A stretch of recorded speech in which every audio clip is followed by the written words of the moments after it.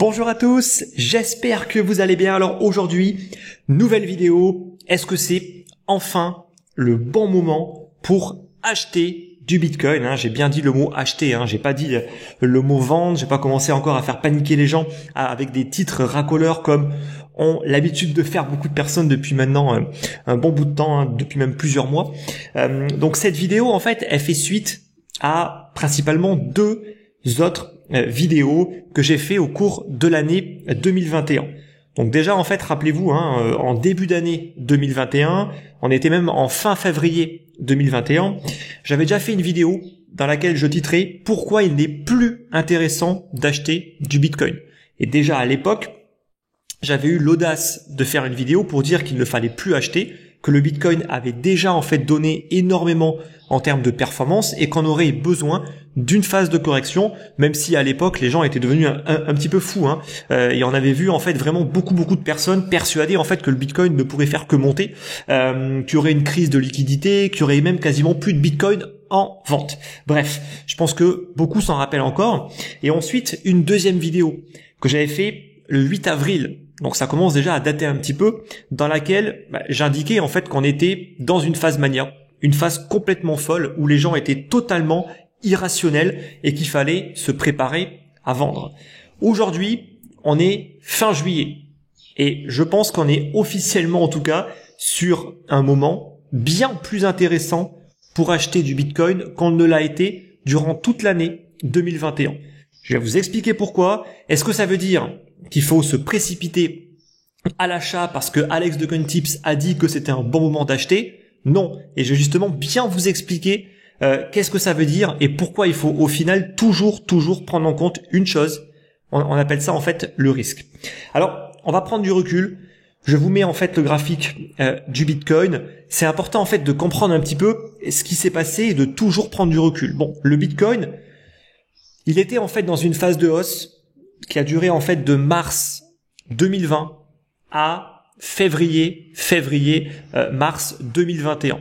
Quasiment une année de hausse consécutive avec très peu de phases correctives. Et c'est pour ça en fait que j'avais fait ma vidéo pour dire attention, le Bitcoin est passé en fait de 3000 $, de 3-4 000 $ et il est monté à plus de 40 voire 60 000 $. On n'est plus du tout sur un niveau d'achat intéressant. C'est extrêmement dangereux de rentrer en fait sur le Bitcoin et ça l'était vraiment de manière extrême durant tout le début en fait de l'année 2021. Ce qui est ironique, c'est qu'au final, la plupart des gens qui ont capitulé, qui ont vendu en fait dans la panique, sont ceux qui sont rentrés justement dans cette même année, pile dans la phase où j'indiquais qu'il ne fallait absolument pas rentrer. Et c'est pas pour rien, c'est parce qu'ils ont acheté au pire moment, durant la phase justement où tout le monde se mettait à en parler, et bien évidemment, quand tout le monde se met à parler de quelque chose, ça veut dire que c'est pas du tout intéressant de s'y intéresser. En tout cas, pas à court terme. Alors, on a eu cette phase de hausse, puis après, une phase de consolidation, en fait, entre les 50 et les 60, qui a été une phase dans laquelle il fallait soit s'alléger, soit rien faire. Il fallait pas du tout acheter. On n'était pas, en fait, du tout dans une zone où il fallait passer à l'achat, mais il fallait soit alléger, soit sortir complètement du marché, même si, à mon sens, c'est pas une bonne idée, en fait, de sortir complètement d'un marché, vu qu'on ne sait jamais qu'est-ce qu'il va nous faire, et si jamais il se remet à repartir à la hausse, au final, c'est plus une perte de temps. Mais en tout cas, s'alléger pour réduire son risque, absolument. Ça, il faut clairement le faire, et c'est ce que moi j'ai fait, justement, à titre personnel. On a eu ensuite une phase de correction, brutale, on se le cache pas, qui a été puissante à cause de beaucoup de facteurs. Je pourrais en citer, on va dire, les principaux. On a déjà une phase de hausse qu'il fallait absolument digérer, donc un excès de plus-value de la part d'investisseurs pros, de gros portefeuilles, mais aussi d'investisseurs particuliers. Donc il y a eu également pas mal de ventes à capitulation de toutes les personnes qui sont rentrées février, mars, avril, mai, juin en mode FOMO. Peut-être pas juin, mais en tout cas jusqu'à la mi-mai, qui sont rentrés vraiment en mode FOMO, c'est l'opportunité en fait du siècle, il faut rentrer alors que nous on le sait. En tout cas je l'espère, que FOMO ne sert à rien car il y aura toujours des opportunités. Et grosso modo, toutes ces personnes ont amplifié le phénomène de baisse. On pourrait également parler de l'effet de levier qui a été utilisé à outrance. Et on l'a vu aujourd'hui justement, les plateformes ont un petit peu compris de leurs erreurs, je pense, et aussi essayent d'être plus en conformité avec la réglementation, et ils ont baissé en fait, bon déjà l'effet de levier totalement stupide au-dessus en fait de 20. Bon déjà 20 c'est énorme, et déjà 20 c'est quasiment personne qui s'en sert, en tout cas personne de rentable. On peut s'en servir à un effet de levier de 2, 3, 5, mais aller chercher du 20 et encore plus, honnêtement c'est du grand n'importe quoi. J'aimerais bien connaître des personnes qui font du trading rentable avec de l'effet de levier sur les 20, 30, 40, 50, honnêtement, je n'y crois pas. En fait, c'est juste un outil qui permet de liquider en fait les personnes qui n'y connaissent rien. Donc tant mieux qu'il l'ait enlevé, au moins ça évitera aux gens de faire un peu moins n'importe quoi, même si, vous inquiétez pas, encore pour beaucoup, ils vont encore continuer à faire du grand n'importe quoi. Sur les produits dérivés, on a eu en fait des liquidations massives durant cette phase de baisse qui a amplifié encore plus le mouvement, et on a également eu en fait pas mal de gros portefeuilles qui sont rentrés durant toute la phase de hausse et qui ont également pris des profits, et tout ça en fait ça a fait qu'on a eu une correction de 50%, chose à laquelle on n'est pas souvent habitué, en tout cas pas lorsqu'on parle de correction. Alors certains qui n'y connaissent pas grand chose au Bitcoin vont vous parler en fait de crack. Pour moi, on n'était pas sur un crack, on était clairement sur une correction très importante qui allait demander du temps pour justement être capable de digérer cette baisse et repartir sur une phase haussière. On n'était pas non plus sur une petite correction pour boum repartir, même si au début ça pouvait se tenter. Au final, on s'est rendu compte que ce n'est pas ce qui allait se passer. Et grosso modo, on a eu ensuite des mois et des mois en fait de phase de consolidation durant laquelle on a eu le momentum qui s'est totalement inversé, et on est passé en fait d'une phase euphorique durant laquelle tout le monde était là en train de dire que le Bitcoin allait devenir en fait la réserve de valeur de demain, le Bitcoin allait devenir en fait la monnaie de demain, que ça allait être l'actif anti-inflation pour se protéger en fait justement des dérives des politiques monétaires, des banques centrales, etc., etc. Et d'un seul coup, en l'espace de quelques mois, tout s'est complètement inversé et tout le monde, ou en tout cas une grande majorité, est passé totalement baissier.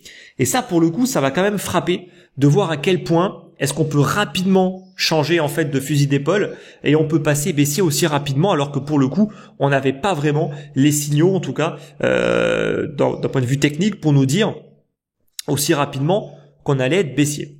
Ensuite, il s'est passé beaucoup de choses. Et il s'est passé qu'en fait, oui, on a commencé à avoir des signaux de plus en plus baissiers, des signaux techniques. D'un point de vue uniquement de l'analyse technique, tout commençait à basculer en fait dans une phase où on pouvait effectivement se dire que on allait partir sur une phase de bear market. Mais j'ai envie de dire, l'analyse technique, c'est loin d'être une science exacte, et il faut bien comprendre une chose, c'est qu'en fait, ce qui drive le plus le prix en fait dans ce marché, c'est avant tout la psychologie humaine. Et si on ne prend pas en compte le facteur psychologique, on n'est pas capable de correctement réussir à profiter de ce marché. Et ça, c'est très important. Je l'ai longuement expliqué, en fait, notamment dans ma dernière lettre d'investissement, où j'ai vraiment expliqué qu'est-ce qui était en train de se passer. En tout cas, ça ne restait qu'une hypothèse avant qu'elle soit validée, mais en tout cas, mon sentiment à moi était vraiment, en fait, qu'on était dans ce qu'on appelle une phase d'accumulation de type week-off. Je l'ai expliqué, en fait, dans ma dernière lettre d'investissement. Justement, si vous voulez la recevoir, elles sont envoyées chaque 2 semaines, donc même de manière en ce moment plus fréquente que mes vidéos.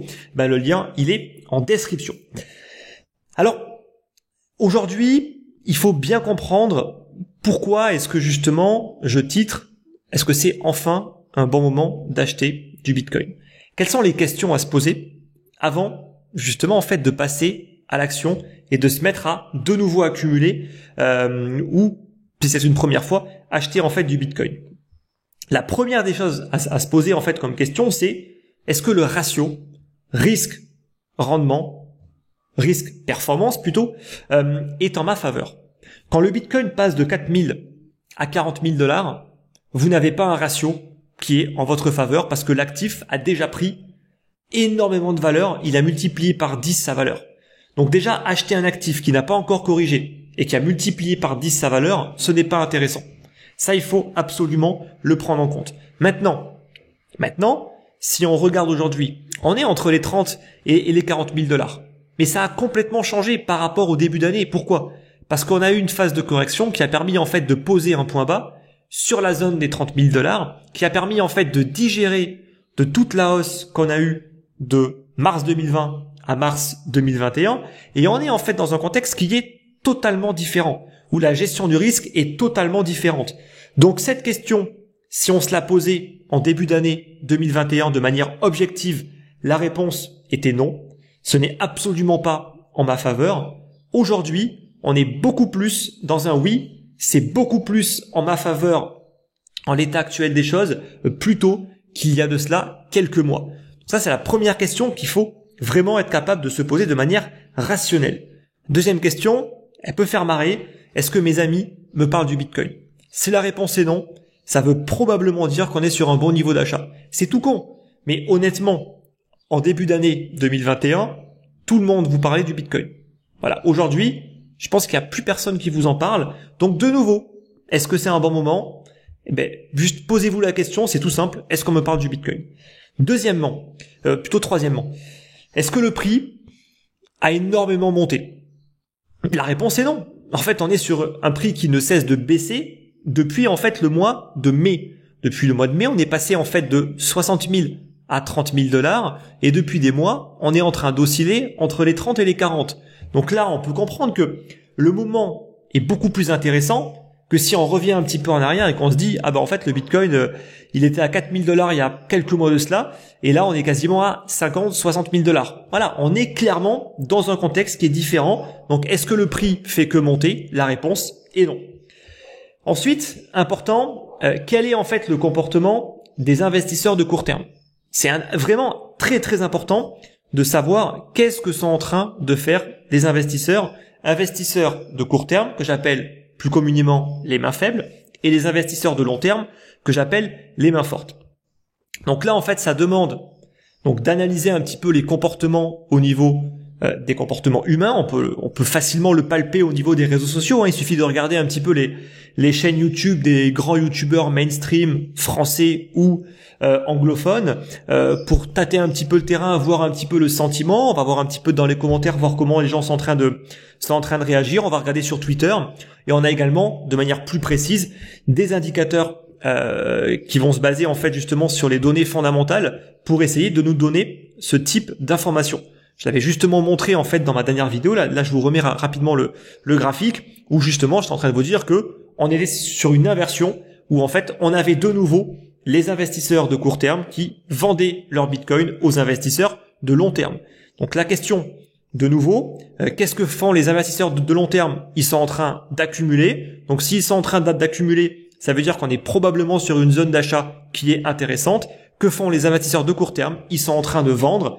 Donc ça veut dire que on est de nouveau dans un contexte de marché qui semble en tout cas bien meilleur que si on était dans un contexte haussier où les investisseurs de court terme sont en train d'acheter. En général, là, il faut plutôt vendre. Voilà, on fait toujours l'inverse de ce que fait la foule, de ce que fait en fait le consensus global, et pour le coup c'était exactement ce qui était en train de se passer durant toute l'année 2020-2021. On le voit, ça ne fait que monter. Quand ça monte, c'est beaucoup trop tard. Par contre, quand c'est en train de se retourner et de bien rebaisser, ça redevient intéressant.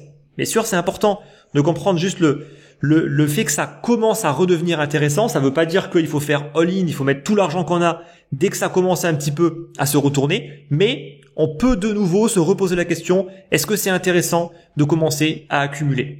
Donc c'est des questions qui sont toutes bêtes, et pourtant, si on se les pose, on est capable d'acheter sur des meilleurs niveaux d'achat que la plupart des gens.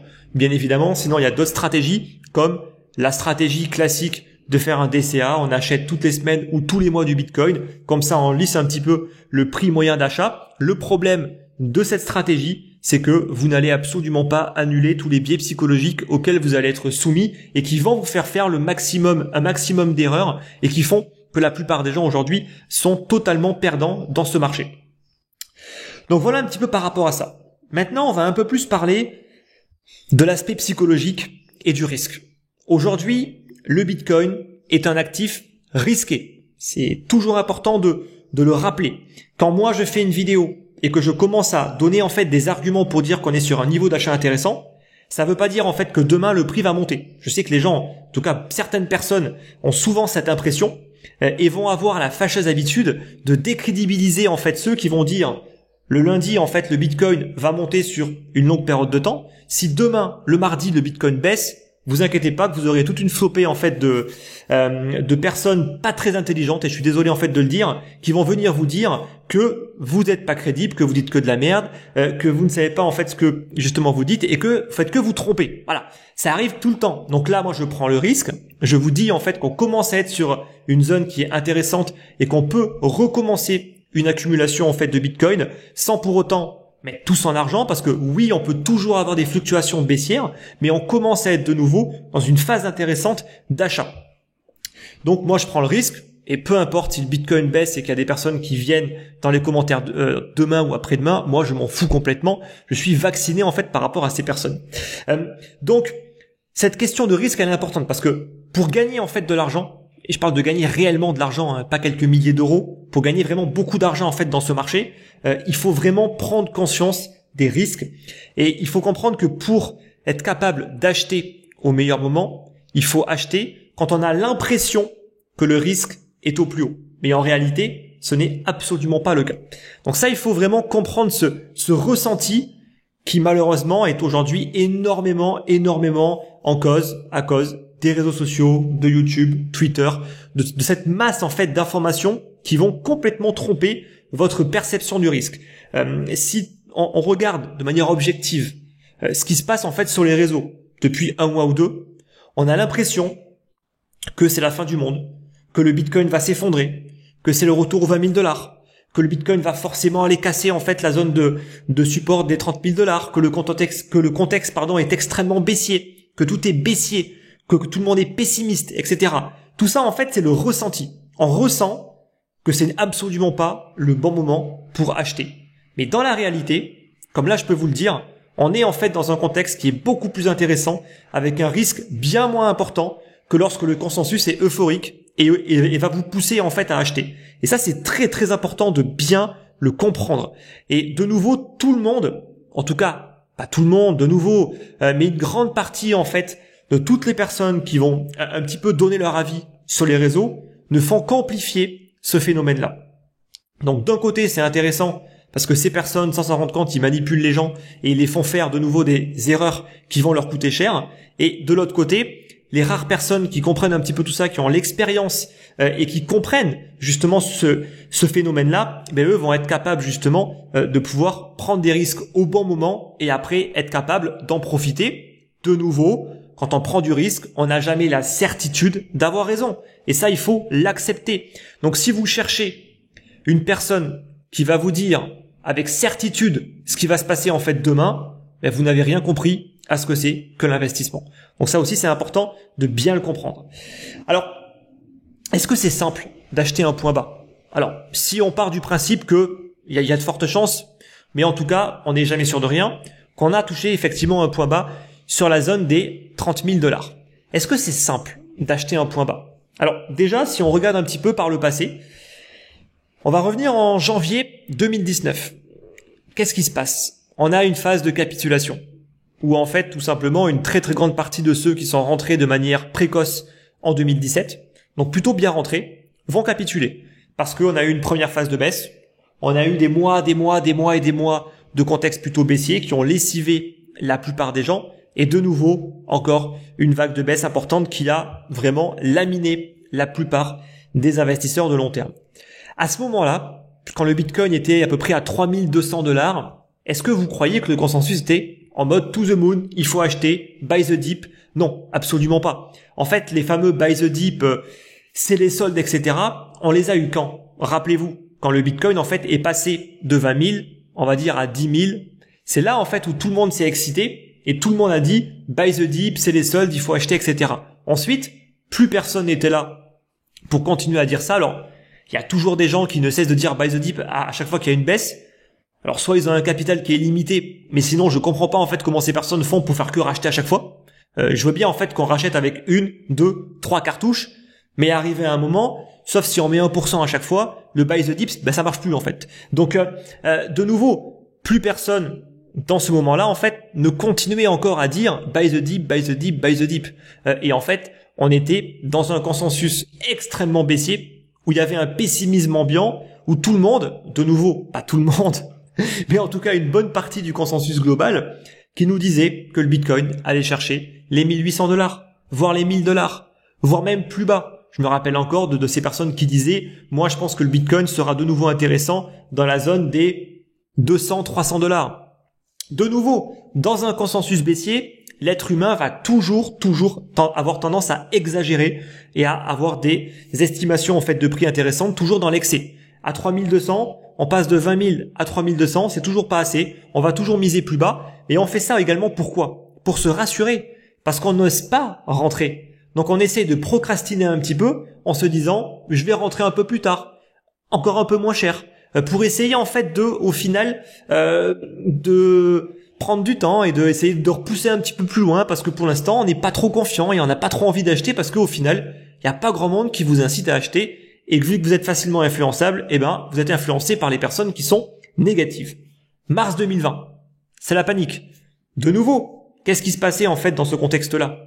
Il n'y avait pas grand monde au final pour dire buy the dip, c'est les soldes, etc. Non, le consensus global était plutôt pessimiste, c'était plutôt la panique, et de nouveau il fallait prendre beaucoup en fait de courage et comprendre vraiment le phénomène de risque pour oser de nouveau mettre des cartouches dans cette phase de baisse. Alors bien évidemment après il y a une différence entre acheter un marché qui est en train de tomber et attendre la fin de la baisse, puis des débuts en fait de signaux de retournement pour rentrer.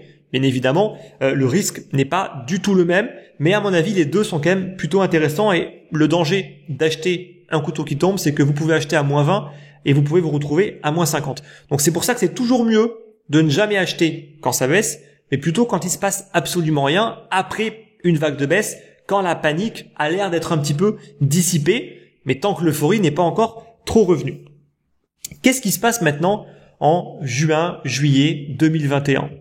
Pareil, de nouveau, rebelote. C'est la panique. Tout le monde est baissier. Tout le monde, de nouveau, une grande majorité. Je peine à trouver des gens qui sont haussiers. Quand je regarde l'ensemble des analystes sur Twitter, sur YouTube, qu'est-ce que je remarque ? Un consensus baissier avec une dernière vague baissière qui va aller chercher les 18, 20 000, 22 000 $. Et je pense que vous les avez tous vus. Toutes ces personnes qui n'ont cessé en fait depuis des mois de vous rabâcher que le Bitcoin, il va aller plus bas, que le Bitcoin, il ira casser en fait cette zone des 30 000 $, que d'un point de vue technique, c'est extrêmement baissier. Vous les avez vus, rappelez-vous-en, c'est important, ces personnes vous ont énormément influencé. Est-ce que ces personnes ont tort de faire ça ? Non, pas vraiment. Eux, en fait, ils sont dans leur rôle d'analyste. Quand on va analyser en fait froidement le Bitcoin, d'un point de vue technique, il est baissier. Mais ce que la plupart des gens oublient, c'est qu'il y a un facteur psychologique très important et un facteur de manipulation également très important à prendre en compte dans ce marché. Et ça, c'est beaucoup plus difficile parce qu'on n'a pas en fait de données précises et on va plus se référer par rapport à son expérience et à sa maîtrise du marché des crypto-monnaies. Plus on va être dans ce marché, plus on va être habitué à ces comportements et plus on sera à même de prendre ensuite des bonnes décisions.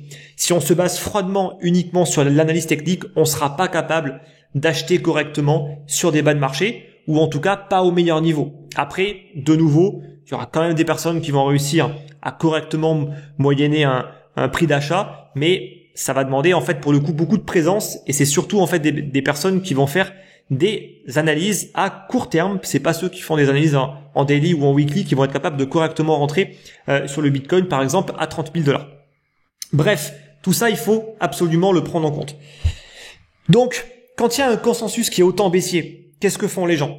Bon, déjà, il y a tous ceux qui ont paniqué, qui ont vendu et qui se sont sentis plutôt rassurés d'avoir vendu durant ces mois où en fait tout le monde ne cessait en fait de dire que le Bitcoin ira plus bas. Donc forcément, quand il y a un consensus comme ça qui est autant baissier et qu'on a panic sell et qu'on est en stablecoin, on se rassure parce qu'on se dit en fait c'est mieux parce que je pourrais racheter plus bas. Et ça, c'est typique d'une phase d'accumulation Bitcoin dans laquelle on manipule les gens et on manipule énormément le marché pour donner l'impression qu'on ira beaucoup plus bas. Quand vous voyez une grande majorité en fait des gens vous dire le Bitcoin a de grandes chances d'aller chercher à 20 000 $, il n'ira pas à 20 000 $, ou en tout cas, il y a très peu de chances pour qu'il y aille et il vaut mieux pas jouer ce scénario.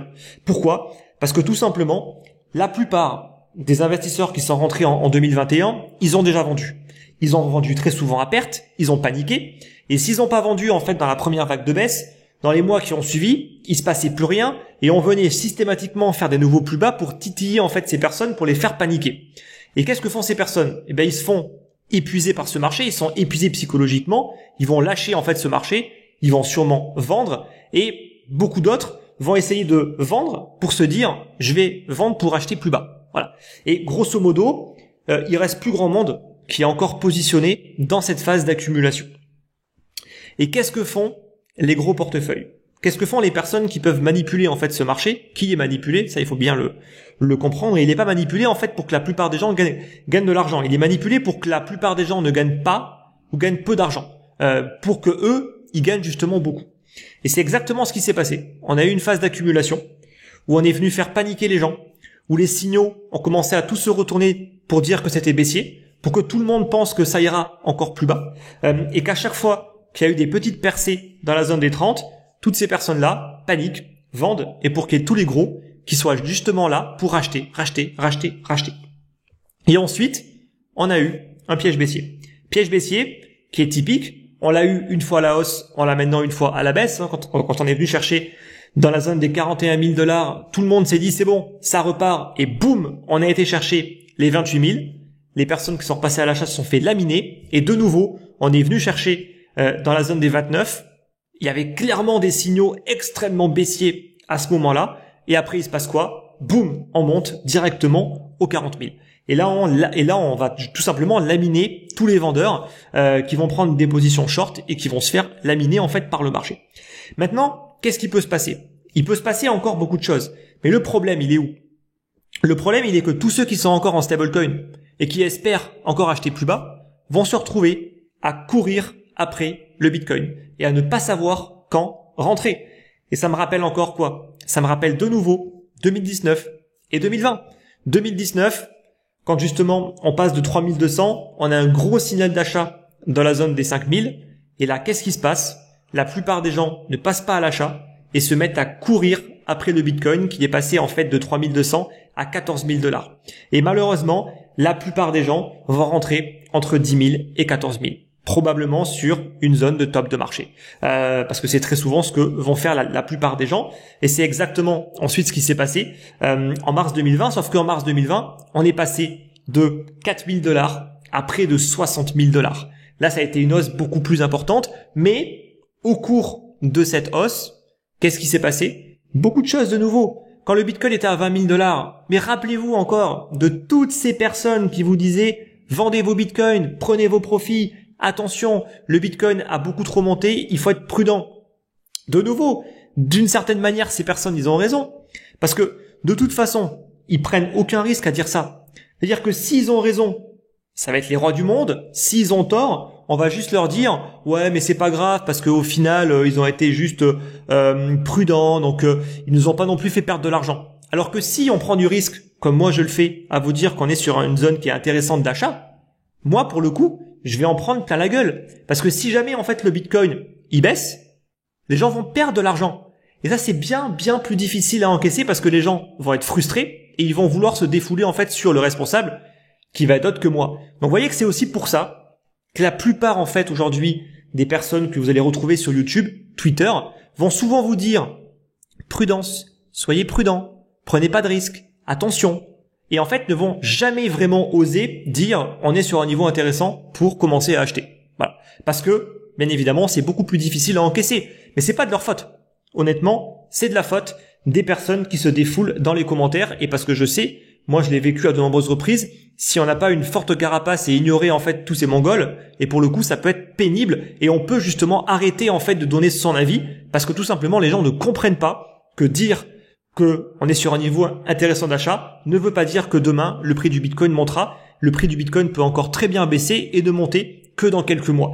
De nouveau, c'est juste une question de vision. Quand moi je dis que c'est un point intéressant d'achat, sur une vision à moyen, long terme, bien évidemment, je suis pas là en train de vous dire que à court terme, sur quelques jours, il y a une belle opportunité. Absolument pas. Ce n'est pas du tout en fait le cas. On peut très bien encore avoir des petites vagues de retracement. Là, à l'heure où je tourne la vidéo, on est plus ou moins dans la zone des 40 000. On est quand même passé de 30 à 40, donc le prix du Bitcoin a beaucoup monté. C'est sûr que ce n'est plus vraiment la meilleure zone d'achat pour correctement gérer son risque. Mais si on veut recommencer une accumulation de Bitcoin au fur et à mesure, en n'investissant jamais tout son capital, parce que ça peut toujours aller plus bas effectivement, et ben ça reste une phase qui est intéressante, en tout cas qui l'est beaucoup plus que ce qu'on a pu avoir durant toute l'année 2021. Donc, de nouveau, beaucoup de personnes passent leur temps à regarder en fait les analystes, qu'ils soient bons ou mauvais. On trouve de tout sur les réseaux et tout n'est pas mauvais, je peux vous l'assurer, qui appliquent l'analyse technique. Ishimoku, les vagues d'Elliott, des stratégies qui vont être basées en fait uniquement sur le chartisme, sur les moyennes mobiles, le RSI, le MACD, tout ce que vous voulez en fait. Ces personnes ne sont là que pour faire des analyses. Les analyses ne sont pas du tout là pour prédire le futur. Ça, il faut quand même bien le comprendre. Je pense que beaucoup de personnes regardent ces analyses-là en fait pour savoir s'ils doivent acheter ou vendre. Mais vous ne comprenez pas en fait que ce n'est pas comme ça qu'on fait. Les analyses, ça doit être utilisé avec des stratégies d'investissement et avec des biais psychologiques qui ont été corrigés. C'est-à-dire que si vous n'avez jamais travaillé en fait vos biais psychologiques, vous avez beau suivre une analyse, vous serez incapable de correctement en profiter. Si vous n'avez aucune stratégie de gestion du risque, vous pouvez suivre n'importe quelle analyse du monde, vous ne serez pas capable de correctement en profiter. Donc ça, il faut également le prendre en compte. Donc c'est pour ça en fait que les analyses techniques, c'est bien. Mais ce que les gens omettent très souvent, c'est la stratégie d'investissement, la gestion du risque et les biais psychologiques qui feront que vous allez très souvent faire n'importe quoi, comme là en fait la plupart des gens qui l'ont vendu pour se rassurer et qui sont en train de se demander est-ce que je dois acheter du Bitcoin, qu'est-ce que je fais? On vient de passer en fait de 30 à 40 et vous verrez que si le Bitcoin continue encore à monter dans la zone des 50, c'est là où tout le monde va se mettre à acheter quand justement il sera intéressant d'alléger son portefeuille pour réduire son risque. Ce que moi en tout cas je compte faire si le Bitcoin revient chercher proche de la zone des 50. Et de nouveau, là on le voit, tout le monde connaît en fait cette phase de range, tout le monde sait qu'il y a une résistance à 40 000 $. Donc qu'est-ce que sont en train de faire les gens? Ils sont en train de se dire je vais attendre une correction. Voilà. Et très souvent, quand tout le monde attend une correction, eh ben on l'a pas. Et en fait on l'aura que bien plus tard. Donc de nouveau, essayez de vous déconnecter du consensus global et vraiment garder bien en tête que, en général, la foule a tout le temps tort, même si parfois elle peut quand même avoir raison, surtout quand le marché ne fait que monter. Donc j'espère en tout cas que tout cela est clair. J'espère que c'est bien clair également par rapport à l'analyse technique qui, en tant que telle, ne sert à rien. Il faut l'associer à des stratégies d'investissement, de gestion du risque et une maîtrise de ces biais psychologiques. Ça, c'est très important. Sinon, vous ne ferez absolument rien avec tout ça et ce ne sont pas des boules de cristal qui vont vous indiquer exactement ce que fera le Bitcoin demain. Et on l'a vu parce que la plupart étaient baissières. Voilà. Et la plupart n'ont jamais indiqué que le Bitcoin allait rebondir dans la zone des 29 000 $. Et en fait, ceux qui se sont positionnés dans cette zone-là, ce sont ceux qui ont analysé un petit peu ce qui est en train de se passer, le consensus global, le fait que tout le monde était baissier et le fait que parfois il faut être contrarien. Moi, je n'ai cessé de rabâcher depuis des mois qu'on était sur une zone, probablement, parce que je ne suis jamais sûr en fait à 100% de moi, mais en tout cas, j'avais la forte conviction qu'on était sur une phase d'accumulation, sur un potentiel point bas et que miser de nouveau à la baisse n'était pas intéressant. Je l'ai dit dans mes différentes lettres d'investissement, je l'ai rabâché dans mes différents lives et dans mon groupe Discord et ils sont tous là aujourd'hui pour en témoigner. J'ai rabâché en fait de dire attention, ne vendez surtout pas, achetez. Et au final, aujourd'hui, ceux qui ont pu écouter un petit peu tous mes conseils dans le groupe Discord, ils ont pu correctement accumuler dans la zone des 30 000 $, parce que oui, il était bien plus intéressant d'un point de vue gestion du risque par rapport à la performance de jouer sur un rebond en laissant traîner en fait des lignes dans la zone des 29 000 $ avec un stop un petit peu en dessous pour essayer en fait de correctement accumuler plutôt que de vouloir jouer la baisse, parce que pour moi tout le consensus était baissier. Les taux de refinancement étaient négatifs, ça en dit long sur le consensus global qui au final est baissier. Donc il y a une majorité en fait de short, beaucoup de personnes qui attendent la baisse et en général quand c'est comme ça, ça ne se produit pas. Voilà, et il se produit souvent l'effet inverse. Donc j'espère en tout cas que tout ça c'est clair. La chose la plus importante, c'est que pour être capable d'acheter à 29, 30, 32 000 $, il faut pas suivre le consensus global et il faut avoir ce que Nassim Nicolas Taleb, je pense que vous le connaissez, a appelé le skin in the game. Ça veut dire tout simplement savoir prendre des risques, mettre sa peau en jeu, traduction littérale. Ça veut dire grosso modo qu'on est prêt à prendre des risques en mettant son capital à risque à des moments clés, comme ça a pu être le cas à chaque fois en fait que le Bitcoin est venu chercher dans la zone des 30 000 $. Et vraiment, je me suis bien amusé à regarder vraiment le consensus global à chaque fois. Vous les avez sûrement vus, hein, ces personnes qui mettaient le chart inversé pour dire regardez, moi ça je vais l'acheter, pour dire en fait qu'il fallait le vendre, mais qui oublient complètement que l'analyse technique ne fait pas tout et que à côté de ça, il faut avoir ce qu'on appelle le skin in the game et il faut être capable de jouer le scénario qui peut vous rapporter le plus. Et ce qui vous rapporte le plus sur une phase d'accumulation après une forte correction, à mon sens, c'est la hausse, même si, de nouveau, on peut se tromper. Sauf qu'au final, si on se trompe, on prend de nouveau une perte limitée. Par contre, si on a raison, on prend des gains qui sont quasiment illimités. Et c'est pour ça que je trouve que jouer la baisse, en général, n'est pas souvent une très très bonne idée. Voilà. Bon, j'espère en toi que tout ça est clair. Donc, je sais que, je vais le répéter, mais sur YouTube ou ailleurs, c'est compliqué d'avoir le skin in the game, tout simplement en fait pour éviter d'avoir à encaisser l'émotion et la foule qui va se déchaîner sur les personnes qui sont exposées et qui vont donner leur avis. Et pour cette raison, en fait, la plupart des youtubeurs ne vont jamais réellement en fait même vous dire ce qu'ils font. Ils vont toujours avoir au final un discours extrêmement, on va dire, rassembleur, j'ai envie de dire, j'ai pas trouvé d'autres mots, pour faire plaisir un peu à tout le monde. Dire ça peut monter, ça peut baisser, il peut se passer plein de choses, ou alors dire que ça peut baisser. C'est toujours facile de dire que ça peut baisser. Vraiment, c'est le plus simple. Mais dire que ça peut monter, c'est beaucoup plus difficile. Donc, voilà, c'est normal. On peut pas leur en vouloir. Moi, c'est exactement ce que justement ces personnes peuvent subir. Donc, c'est pour ça que, de nouveau, c'est en grande majorité à cause des personnes qui sont totalement irrespectueux dans les commentaires et qui vont devoir trouver un bouc émissaire alors que ce sont eux qui appuient sur le bouton acheter ou sur le bouton vendre, mais qui ont besoin d'un responsable qui n'est pas eux parce qu'ils n'assument pas leurs erreurs et ils vont devoir se déchaîner sur une autre personne qui a dit un truc et qui a pu se tromper ou uniquement se tromper à court terme. Bref, on arrête là-dessus. J'espère en tout cas que tout ça est bien clair. Je vais le répéter. Dire qu'on est sur un bon moment pour commencer à acheter, j'ai bien dit commencer à acheter, ça veut dire qu'on peut commencer une réexposition du portefeuille, 10, 20, 30% du portefeuille, on peut toujours avoir encore des vagues baissières, ce qui permettra en fait de nouveau de moyenner encore à la baisse. Ça, il faut le prendre en compte. Mais en tout cas, ça, il faut bien le comprendre. Et de nouveau, on est sur un bon moment pour acheter, sur une vision long terme, bien évidemment. À court terme, il y a un risque. Je vais quand même le dire, alors même si la plupart des gens vont pas voir la fin de la vidéo, c'est pas grave, au moins uniquement les personnes qui le voient jusqu'à la fin vont le savoir. Le risque actuellement, c'est qu'on ait un rebond, mais qu'au final, on ait un rejet dans la zone des 50 000 $, qui peut être une zone forte de résistance pour renvoyer le prix par le bas. Alors, compte tenu en fait de la consolidation qu'on a eue, je pense que honnêtement, ça c'était vraiment le scénario que moi j'avais il y a quelques mois de cela. Je l'ai un peu moins maintenant. Mais moi, à titre personnel, dans la zone des 50, j'allège fortement mon capital pour justement me protéger d'une possible baisse.